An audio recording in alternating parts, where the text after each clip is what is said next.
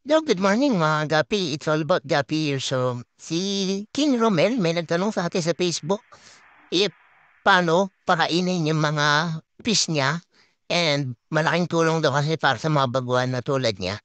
So ako, based on my experience, guys, mga gapi, pinapakain ko lang sila 2 times a day, umaga tsaka gabi. Ganun lang pagka yung dating ko kasi syempre nagtatrabaho ako.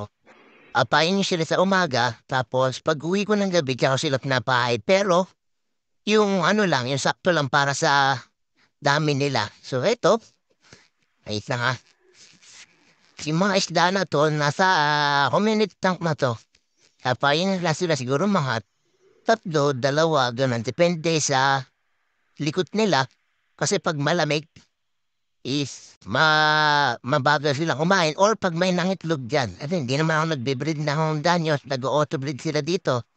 Tapos nagkakaroon ng mga itlog, yun mismo kinakain niya. Pagka busog sila, hindi ko sila tinadamay ng pagkain. Hindi ko nga sila pakainin. Tantrap ko lang, mga dalawang ganon lang. Tapos, sa mga gapi naman, magdadrop lang ako siguro sa dami. Depende pa rin sa dami nila. Yung binibigay ko within 5 minutes pag naubos nila at nakasubmerge pa sila, naka-immerse pa sila, I mean, nakaangat pa sila,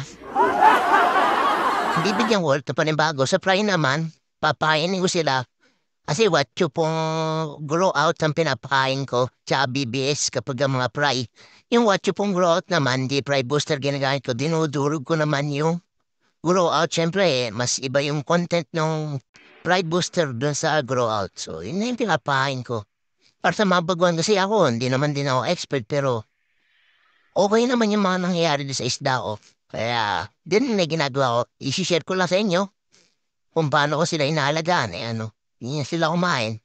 Kahit yung mga monster fish ko dun sa labas, yung koi, tsaka yung hammerhead, pahin ko lang sila, 5, 6, bawat isang isda na pellet, tapos mamayin ko pinulit sila papainin.